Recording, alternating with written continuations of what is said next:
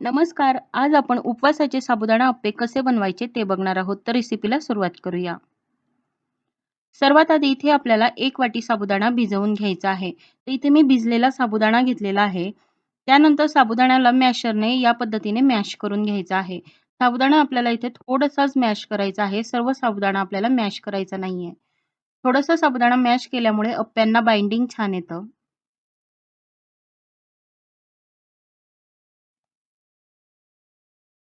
त्यानंतर यामध्ये आपल्याला 2 मीडियम साइजचे बटाटे उकडून घालायचे आहेत.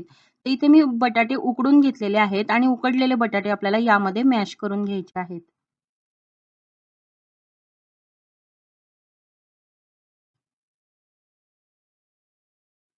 हे दोघंही पदार्थ व्यवस्थित मॅश करून झाल्यानंतर यामध्ये आता आपल्याला मसाले घालायचे आहेत. तर त्यासाठी आपल्याला 1 चमचा जिरं घालायचं आहे. 1 हिरवी मिरची बारीक चिरून घालायची आहे. अर्धा चमचा मीठ घालायचं आहे. आणि तिखट तुम्ही तुमच्या तिखटाच्या चवीनुसार कमी जास्त घेऊ शकता. त्यानंतर शेंगदाणे आपल्याला भाजून घ्यायचे आहेत आणि त्याचा जाडसर कूट बनवून घ्यायचा आहे. तर इथे भाजलेल्या शेंगदाण्यांचा अर्धी वाटी कूट घालायचा आहे. त्यानंतर यामध्ये आपल्याला लिंबाचा रस घालायचा आहे. लिंबाच्या रसामुळे अप्प्यांना चव छान येते म्हणून लिंबाचा रस नक्की घाला. त्यानंतर हे सर्व आपल्याला मिक्स करून घ्यायचं आहे.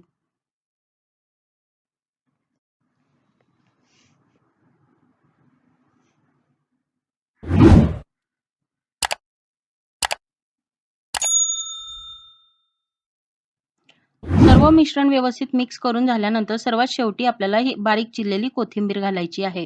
तर कोथिंबीर इथे ऑप्शनल आहे. तुम्ही जर उपवासाला जर कोथिंबीर खात नसाल तर नाही टाकली तरी चालते.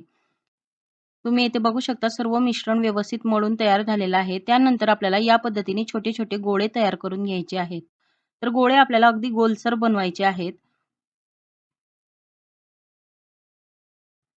गोळे वळताना आपल्याला पाण्याचा अजिबात वापर करायचा नाहीये. पाणी न लावता आपल्याला हे गोळे वळून घ्यायचे आहेत.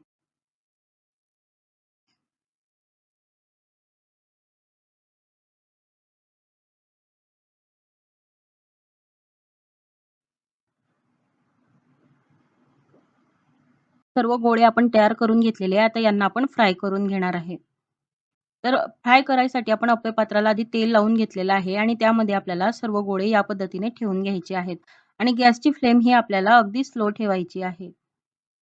अप्प्यांना आपल्याला थोडंसं वरच्या साइडने सुद्धा तेल लावून घ्यायचं आहे आणि झाकण ठेवून आपल्याला 2 ते 3 मिनिट छान वाफ काढून घ्यायची आहे.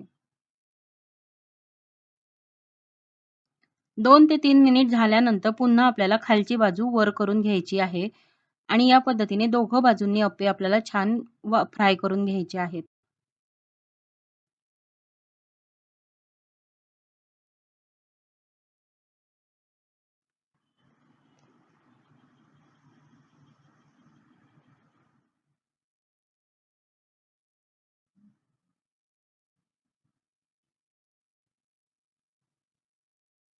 अप्पे उलटवून झाल्यानंतर आपल्याला पुन्हा झाकण ठेवून 5 मिनिटांसाठी वाफ काढून घ्यायची आहे.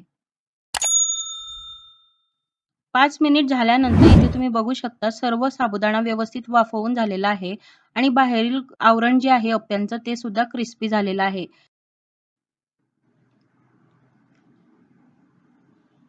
तुम्ही इथे बघू शकता सर्व बाजूंनी आपण अप्पे फ्राय करून घेतलेले आहेत. अप्पे फ्राय झाल्यानंतर आपल्याला त्यांना काढून घ्यायचं आहे. तर साबुदाणा अप्प्यांची पहिली बॅच तयार झालेली आहे. याच पद्धतीने आता आपण दुसरी बॅच सुद्धा तयार करून घेणार आहे. तर त्यासाठी सर्वात आधी आपल्याला अप्पे पात्राला तेल लावून घ्यायचं आहे आणि राहिलेले गोळे सुद्धा आपल्याला यामध्ये टाकायचे आहेत आणि या पद्धतीने आपण आता राहिलेले सुद्धा अप्पे तयार करून घेणार आहे. तुम्ही इथे बघू शकता सर्व अप्पे तयार करून झालेले आहेत. हे अप्पे अगदी गरम-गरम खायला छान लागतात. तुम्ही दह्यासोबत किंवा चटणीसोबत सुद्धा खाऊ शकता. तर ही रेसिपी करून बघा या आषाढी एकादशीला. तर आजची रेसिपी तुम्हाला कशी वाटली नक्की सांगा. आवडली असेल तर लाईक करा, शेअर करा आणि अशाच रेसिपी बघण्यासाठी चॅनलला सबस्क्राईब करा. लवकरच भेटूया अशाच नवीन रेसिपीसोबत. धन्यवाद.